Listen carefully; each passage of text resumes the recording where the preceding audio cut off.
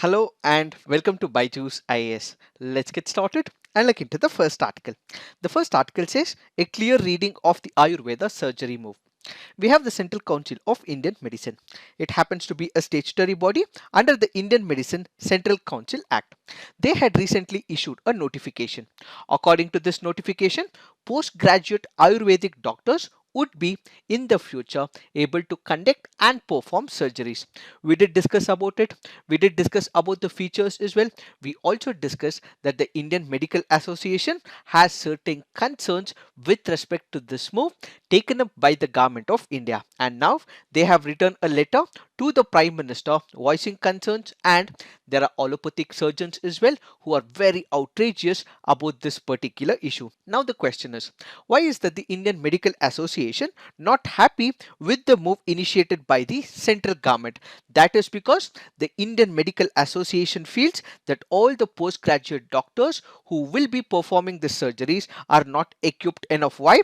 Because when it comes to the MBBS students, they would have been exposed for nearly 5 years. They would have entertained and performed number of surgeries as well. But when it comes to the Ayurvedic doctors, they are not exposed, and as a result, they will have less exposure, they would have limited knowledge, and this could be detrimental to the health of the patients as well. So because they do not have the exposure, because they do not have the knowledge, and because this might be detrimental to the health of the patients, they have voiced their concerns against this particular move initiated by the central government. Now what we have to focus is on the 1947. We got the independence, and the government back then, the state which was under the control of all the policies, was looking at two important confusions or dilemmas. What was this confusion? When you go back to the 1947, you had the modern medicine. So the modern medicine which was introduced by the British, that which was prevalent in India, and we also had the traditional forms of medicine that was already in existence in India. That is what we call as Ayurveda. So the government, the state was in a dilemma. So the dilemma was, should we entertain the modern medicine, or should we entertain the Ayurveda medicine, or there has to be an integration of an Ayurveda and the British medicine, which happens to be the allopathic form or the modern form of medicine. So this confusion was about, should we give importance only to the British medicine, or should we give importance only to the Ayurveda? There were few people also said that we should have an integrated approach. So what is this integrated approach? Let's say for example, there are certain good things that are present in the modern medicine. There are other good things that is present in the traditional form, which happens to be the Ayurveda. Let's take up all the good things in different medicinal systems and integrate it together. Let's join it together and create a new form of system such that it is appealing, it will help all the patients, were some of the suggestions. But this was not considered easily by the Ayurvedic medicines. Why? Because they wanted the purity of the Ayurvedic systems to remain as well, and at the same time the modern allopathic doctors also did not want the integration. Why? Because any integration may have some side effects as well. Since the Ayurvedic doctors were not happy because they lose the purity of the traditional medicines, and because there might be some side effects, there was complete misunderstanding, and as a result, this was completely taken off. So what we have is an independent domain of the modern medicine and independent practicing of the Ayurvedic medicine as well. But with time, what we also realized was Ayurveda was not getting updated. Yes, we had tremendous amount of knowledge. Yes, we had great amount of knowledge that could cure many diseases as well. But Ayurveda was restricted to India or some countries within the folds of India. But modern medicine was expanding. Why? Because number of countries were investing into the modern medicine. So what exactly happens? There is vast expanse, the knowledge base, the foundation base of the allopathic medicine started expanding. Since it was expanding, majority of the patients started going towards the modern medicine.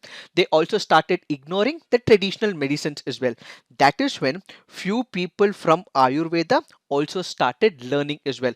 Let's say I am an Ayurvedic doctor, but since there is not much validation and updation and knowledge adding with respect to the Ayurveda, so what I do as a doctor practicing Ayurveda, or let's say even homeopathy for that matter, or any other non-MBBS doctors, so what do? They start learning these medicine, that is that which is prevalent in the modern medicine as well. So what we see is vast expansion of the modern medicine also brings into a question that those doctors who are non-MBBS also start learning the various aspects of the modern medicine as well. In the present scenario, likewise, what we actually witness is that there are a couple of non-MBBS doctors who have learned many things because they have to survive in the business. Apart from this, when you look into the rural India, what do you actually witness is there are less number of hospitals which are private in nature. When you see the urban areas, you will also have a huge management base. So when you look at the urban areas and the rural areas, most of the hospitals in the private sector are consolidated in the urban areas. But when it comes to the rural areas, the private hospitals are comparatively less. So what happens? All these non-MBBS doctors, it can be homeopathy or it can be Ayurvedic as well. These are the doctors who have the basis and institutional hospitals, private hospitals that are set up in the rural areas. So the urban areas has all the facilities that which is required to serve the people, but the rural areas has a dearth when it comes to the private practitioners. There is dearth when it comes to the equipments of the modern medicine as well. That is not present when it comes to the urban areas, but that is prevalent when it comes to the rural areas. Since there is a dearth, what we have is the non-MBBS doctors practicing in the rural areas. Since they are practicing in the rural areas, they also validate themselves, they also update themselves. Why? Because they have to take care of the poor people or people who are not empowered to actually come over to the urban sectors. That is why when it comes to the rural sectors, it is the non-MBBS private doctors who are participating and giving service to the rural people. Then when you look at the resident doctors or the intensive care duty doctors or operation theater assistants, these once again have been the non-MBBS doctors as well. In fact, when you look at the private hospitals, they also prefer these non-MBBS doctors to an extent. Why to an extent? That is because of the cost. In case it is an MBBS doctor, they have to be paid more. But when it comes to the non-MBBS doctors, they have to be paid comparatively less. So what these doctors also have exposure because they are acting as resident doctors, intensive care duty doctors, and also operation theater assistants as well. When it comes to the non-MBBS doctors who are into traditional medicine in the state of Maharashtra, the 108 emergency response ambulance service is also manned by the non-MBBS doctors as well. When the COVID-19 hit, we also know for the fact that we had very limited doctors, we had very limited healthcare personnel who were from the background of MBBS. So who stepped in? It was the non-MBBS doctors. So during the COVID-19, a large number of quarantine centers were also manned by the non-MBBS doctors as well. Now let's take the statistics when it comes to India.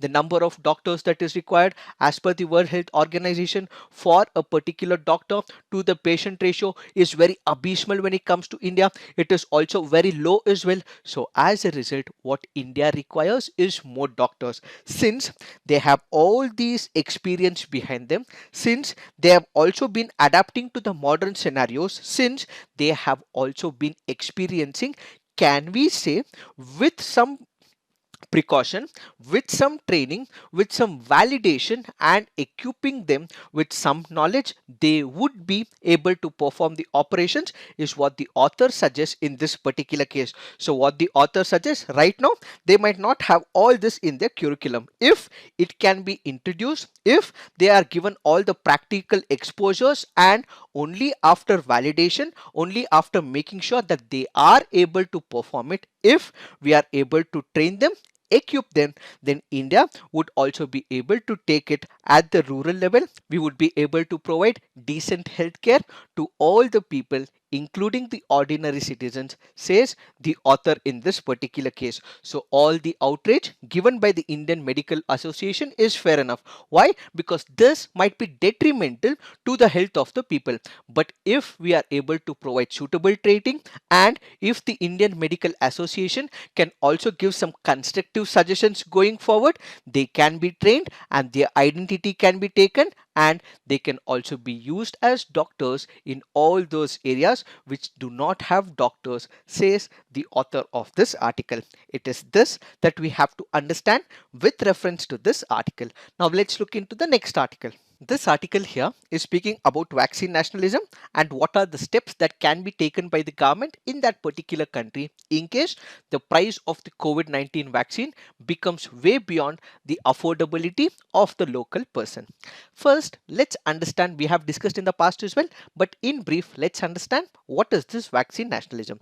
Let's say there is a company which has actually invented a vaccine, or let's say there is a country whose government institutions have come up with a vaccine. If these are given only to the people of that particular country and not to another country, that is called as vaccine nationalism. So even if this vaccine is given to another country, it will only be after it has been completely given to its own people. That is called as vaccine nationalism. So a country or a company inventing a vaccine, using this vaccine only for its own people, and if it is left out, then it gives it to another set of people or to another country. That is called as the vaccine nationalism. So this article here speaks about vaccine nationalism, and it suggests some of the measures to governments world over as to what can be the various steps that can be taken up to ensure there is mitigation or removal of the vaccine nationalism. When it comes to the developed countries, let's say for example United Kingdom, or let's say for example the United States of America, they would have entered into agreements with a particular institution. The minute they are able to come out with a vaccine, all these vaccines will be distributed to the rich. And what do the rich do? They grab it at the very first instance. How? Because these developed countries have already entered into a contract with those companies which are actually coming up with this vaccine development. So what is the major issue right now? When there is a problem, when there is an issue, it is not distributed equally to all those who actually deserve. So who are the people who actually deserve? Let's say I am a healthcare personnel. So I am a doctor. I'm actually helping all those patients to recover from COVID-19. Or let's say for example, I am a person who is working in the cleaning department in a hospital.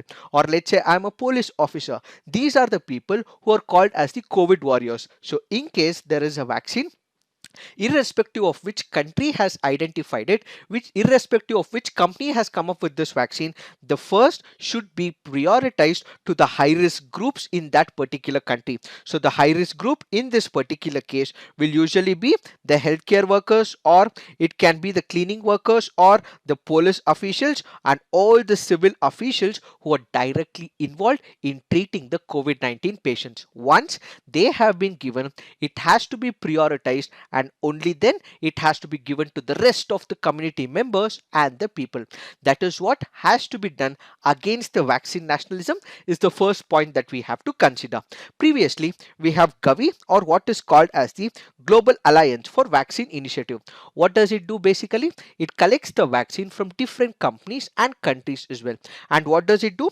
Because the vaccine might be costlier, it also distributes these vaccines to the lower and middle income countries as well. So these countries who would not be in a position to afford the vaccines will now be able to get all these medicines, take care of the people from the Global Alliance for the Vaccine Initiative. So even during the COVID times, in case there is a discovery of the vaccine, the low and the middle income countries should be getting this COVID-19 vaccine, is the second point of argument.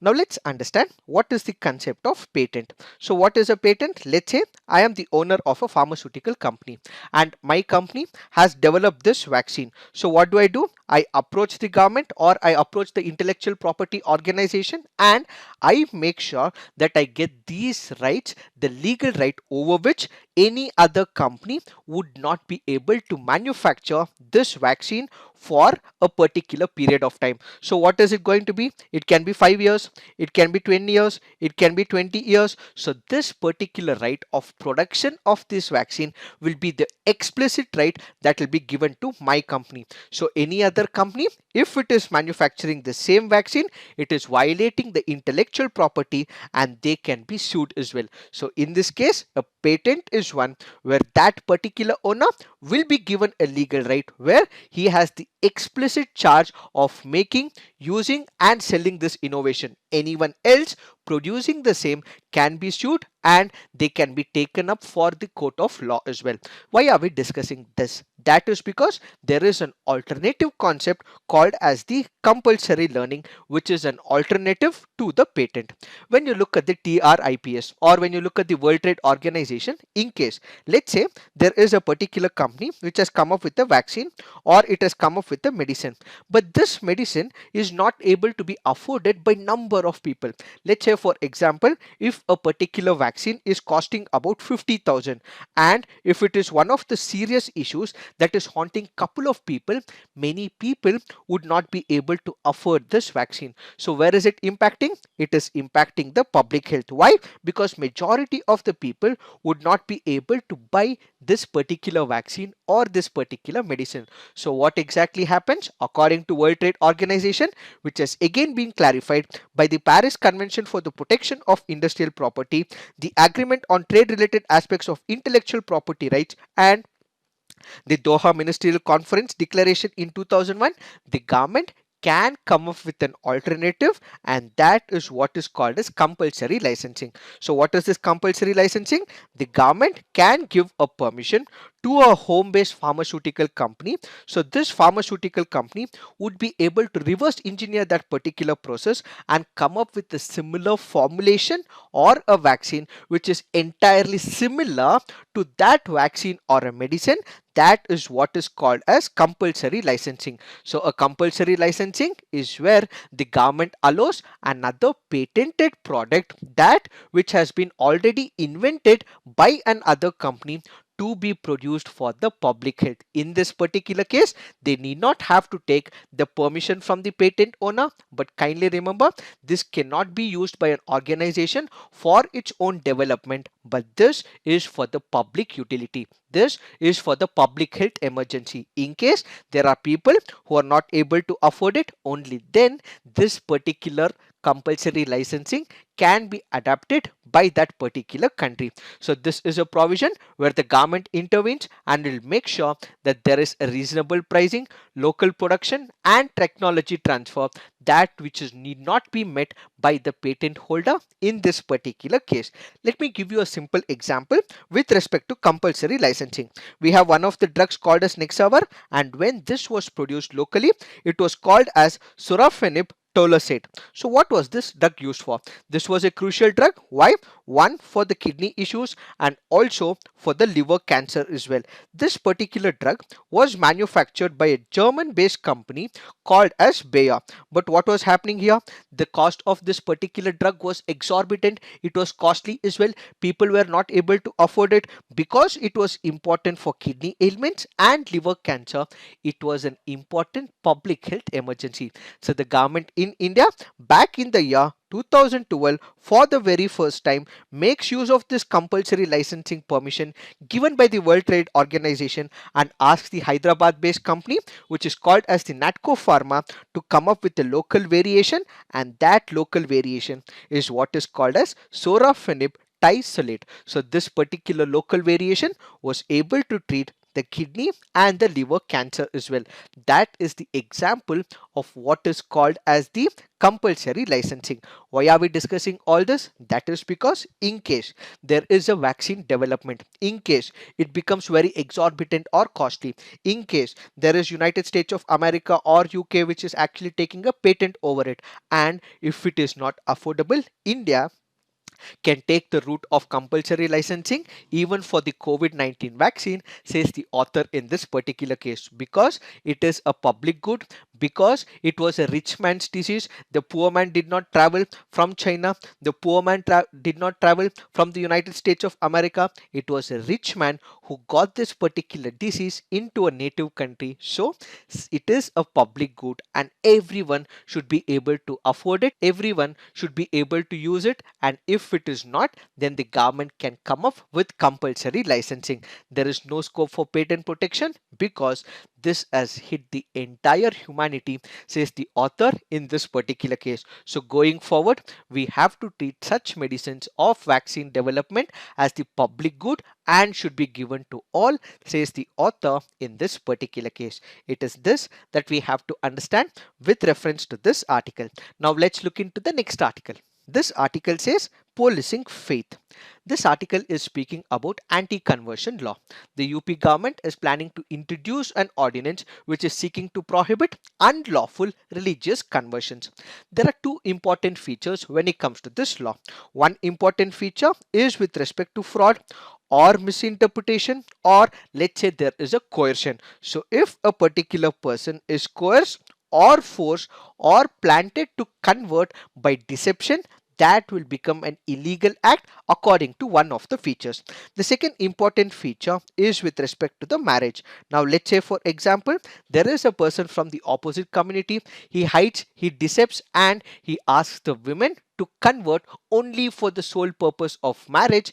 That particular intention of the person from the opposite community will result in the marriage being declared null and void, is the second important feature under this particular proposed ordinance. So what are the two features? One is about fraud and coercion, the other is about marriage. So whenever there is a conversion only for the intention of the marriage, that will be declared null and void, says this particular proposed ordinance. Now what we have to look at is with respect to what would happen for the punishment.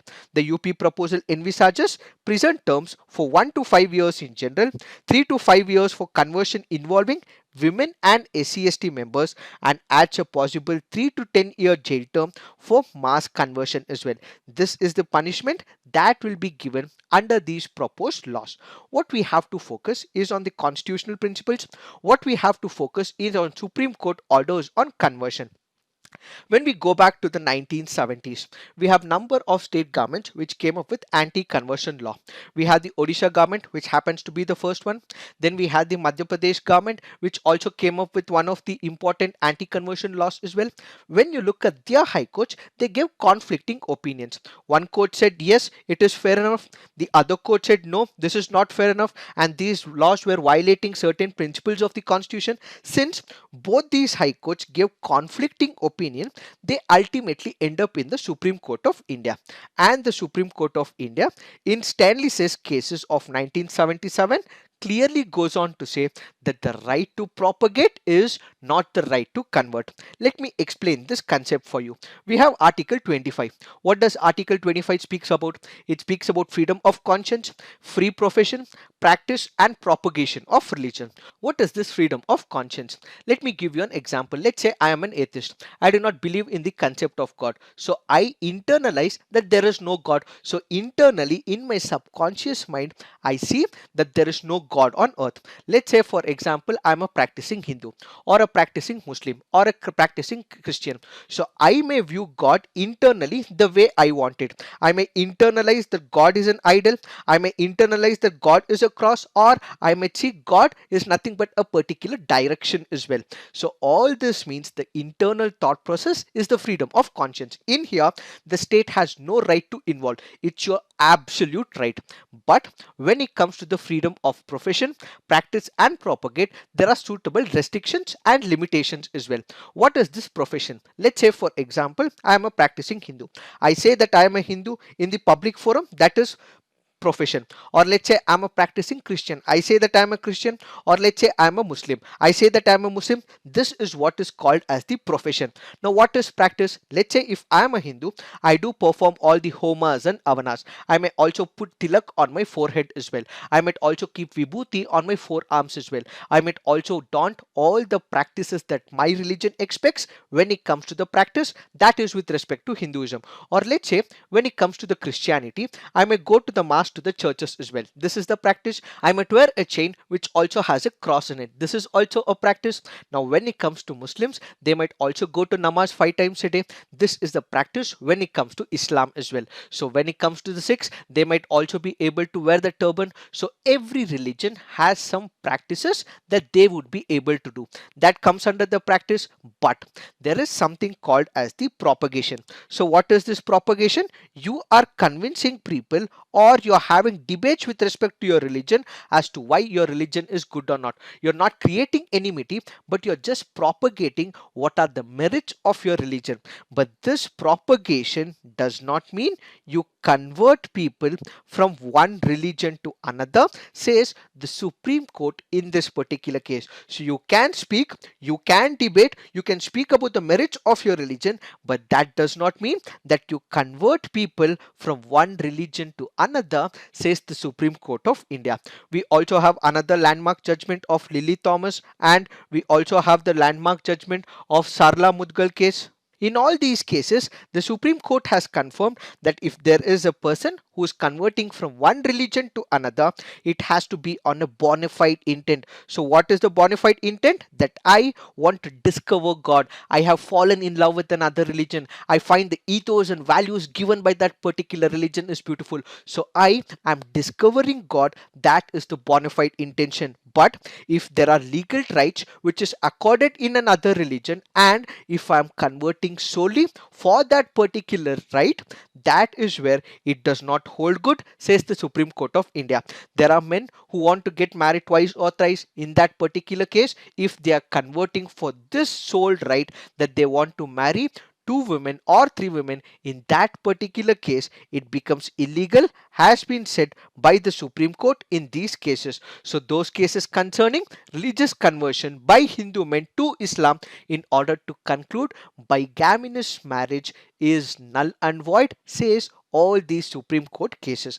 These are some of the important landmark judgments given by the Supreme Court of India. Now what we have to focus is on the proposed law that Uttar Pradesh government is planning to come up with. One thing that we have to focus is that the state has no right to interfere in the private decision. So what is a private decision? Let's say for example, there is a woman.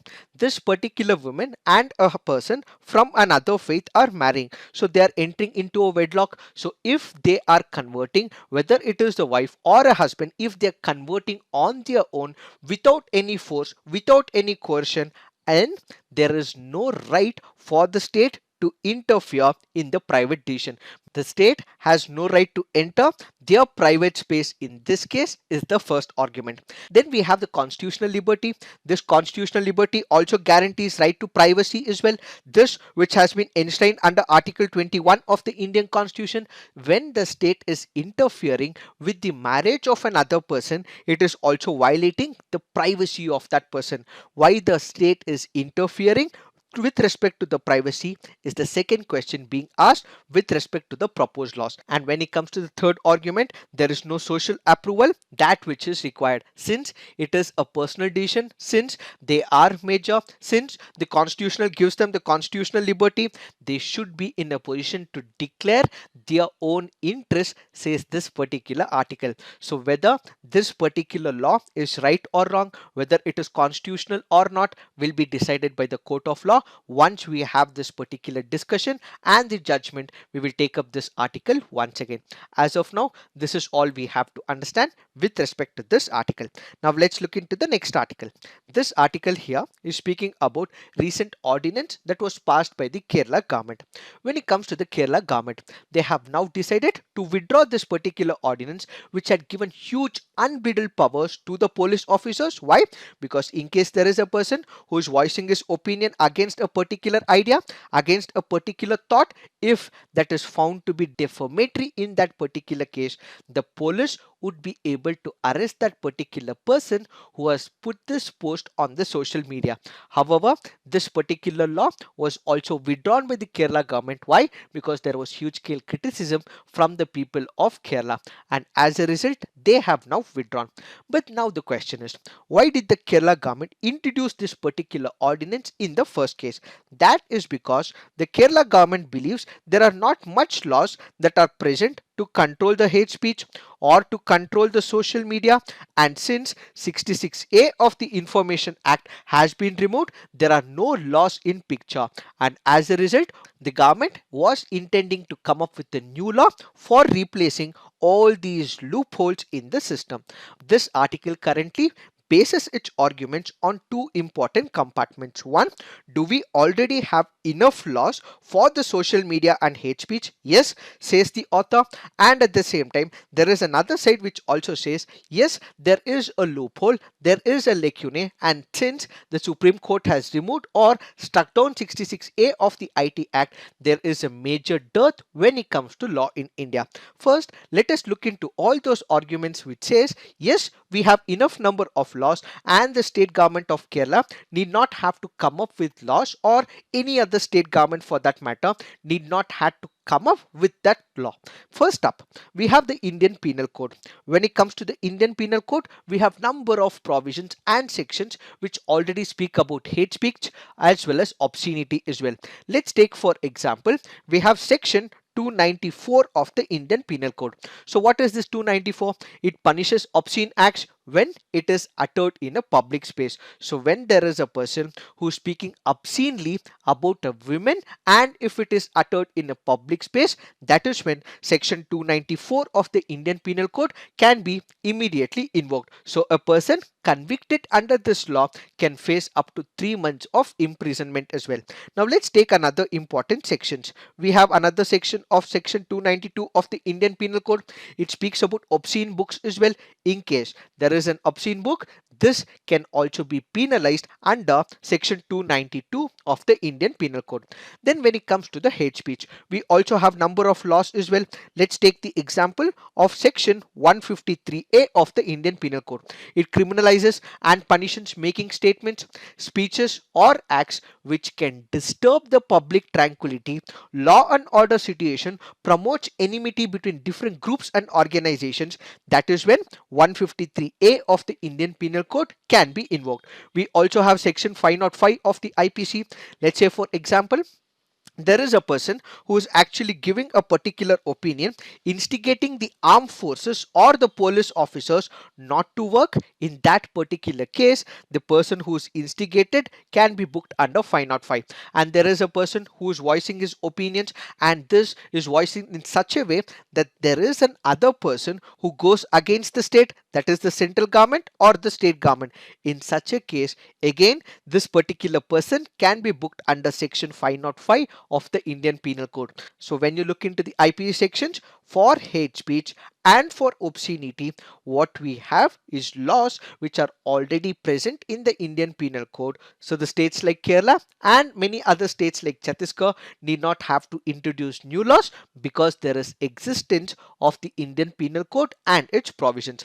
In addition to this, we also have the Information Technology Act of 2000 that also punishes that which is obscene as well. Let's take the example of section 67 of the Information Technology Act of 2000. So what does it do? It punishes all those people who are actually publishing or transmitting obscene data, that which is in electronic form. Further, the IT Act also places obligations on the intermediaries as well. So who are these intermediaries? Let's say for example we have Facebook, or let's say there is an example of Twitter, or let's say YouTube. So there is something which is obscene in content. So what this IT Act does, it can ask the government, so the government can ask this intermediary, that is the Facebook, Twitter or YouTube, to remove an obscene content as well. When the government orders, they can remove, says the Information Act. So one set of the argument clearly goes on to say that the state governments, or in fact the central government, in case it is planning to come up with such law, because there is dearth of laws, then it need not have to come up with it, because we already have enough laws in the Indian Penal Code and the IT Act. But there are no laws that is currently there, says the other set of arguments. Why? We have the Law Commission of India. The Law Commission of India, in its 217th report, went on to say that we at least require two more provisions when it comes to the hate speech. Why? Because when it comes to the hate speech, yes, we might have 153A, we might have other provisions as well, but there is some lacuna or the dearth area or the ambiguity in the sections. To address all these concerns, the Law Commission of India said that making hate speeches and speeches that causes fear, alarm or provocation of violence, so two provisions have to be introduced, says the Law Commission of India in its 217th report. Then we have the Supreme Court of India in its judgment of 2015 struck down 66A of the IT Act. Do we have new laws in place of 66A? No. There were suggestions that were made, there were proposals and changes that were to be introduced in the IT Act, and there were private bills that were also introduced as well. But all this was not introduced and a law was not passed. Yes, there might have been bills, yes, there might be proposals to amendment of the IT Act, but has it been reflecting into the actual form of law? No. And as a result, there is another set of argument which is, because there is a problem, because there was struck down of the 66A of the IT Act, we may require new law to cut down on the hate speeches and also on the obscenity when it comes to the social media. And apart from this, what has been happening is everything is working on an ad hoc process. There is, if there is a law, what we would have is a clear cut guidelines, definition, sections. But what is happening of late is that intermediaries are used as per the whims and fancies of the court as well as the government. So let me give you an example. We have the Madras High Court. So what does the Madras High Court do? It threatens to ban TikTok. Why? Because there was share of obscene videos according to the Madras High Court. Then we also have government which also imposes restrictions on Twitter, Facebook, so on and so forth. All this means if we have a law, there will be a clear cut structure and a procedure, and now all that it is working is on the whims and fancies of the court for its own interpretation and with respect to the government as well. So there are one set of arguments which says that we already have existing laws and we have to make use of all these laws that are present, but there are other set of arguments that looks at there is deficiency, there is lacunae, there is problems with respect to the existing laws, so we require new laws when it comes to administering social media and hate speech. So what is the way forward? We can take the example of Kerala government. So what did the Kerala government do? It came up with an haphazard move. So this haphazard move was initially assumed to be implemented, but what was so good about Kerala government is that since there was a widespread criticism, they have withdrawn this particular ordinance as well. Other state governments, in case they feel there is a lot of uproar and there is criticism coming up from the people, they may also have to withdraw, says this article. And going forward, governments will also have to build up consensus with the people. They can actually have to be responsive to the criticism as well, and they may have to come out and discuss with all the stakeholders and take up a particular legislation, is what we have to understand with respect to this article. It is this that we have to understand with respect to this article. Preliminary practice questions. Consider the following statements with respect to US generalized system of preferences. It is a program designed to promote economic growth in the developing world. The US has made the grant of benefit under the scheme subject to policy conditionality, and one of the tests applied is whether the beneficiary concerned is providing equitable and reasonable access to its market. Third option, the US government takes up the review of beneficiary government's practices every 6 months. Which of the above statements are correct? The answer to this is 1 and 2 only. Why? That is because the US government takes up the review not not every 6 months, but this happens on an annual basis. Why have we taken this practice question? Because of the reference given under this article. Now let's look into the next practice question. With reference to Pancheshwar multi-purpose project, which of the following statements is or incorrect? The Pancheshwar project will come up across the Mahakali river. It was first envisaged as part of the Mahakali Treaty that India and Nepal signed in 1996. The question here is asking for the incorrect statement. So the answer to this is none. Why? Because both the statements given here are correct. Why have we taken this practice question? Because of the reference given under this article. Why is it called as a multi-purpose project? That is because it will help in generating hydropower. It will help in irrigation of land both in Nepal as well as in India, and also flood control as well. So kindly remember, we have Panchameshwar which will be built across this part. So we have it built across the Mahakali river. It is also called as Sardar river when it comes to India. So from the preliminary examination point of view, kindly remember all these important factors. So the Sardar river, which is also called as Kali river or the Mahakali river, is where the Pancheshwar will be built. Now what are the various issues with respect to this project? There will be a submergence area on the Indian side which is about 7,600 hectares. On the Nepal side it is about 4,000 hectares as well. So which are the areas in India? It includes Patorgarh, Almora and Champawat districts in Uttarakhand. Another major important concern is when you look into this area, it is mostly the seismic area where earthquakes can also strike as well in case there is a dam that is constructed, and in case there is an earthquake, it will be a major catastrophe in the Pancheshwar region, says this article. Now let's look into the next practice question. Which of the following is or the products of the National Payments Corporation of India? RuPay, Bharat Bill Payment System, National Electronic Toll Collection. The answer to this is 1, 2 and 3. Why have we taken this practice question? Because of the reference given under this article. Now let's look into the next practice question. The mind of the makers of the Constitution of India is reflected in which of the following? Is it the preamble, the fundamental rights, the directive principles of state policy, or the fundamental duties? The answer to this is preamble. Why have we taken this practice question? Because of the reference given under this article. Now let's look into the mains practice question. The government decision to allow Ayush doctors to perform surgeries has put the modern medicine practitioners in deep concern regarding the future of healthcare. Are their concerns justified? Substantiate. Compulsory licensing allows the government to ensure that intellectual property rights do not constrain innovation and availability of health technologies required for responding to COVID-19. Elaborate. So please write all your answers on the comment section, peer review, and also come up with constructive criticism. So this is it for today. Thank you for watching. All the best.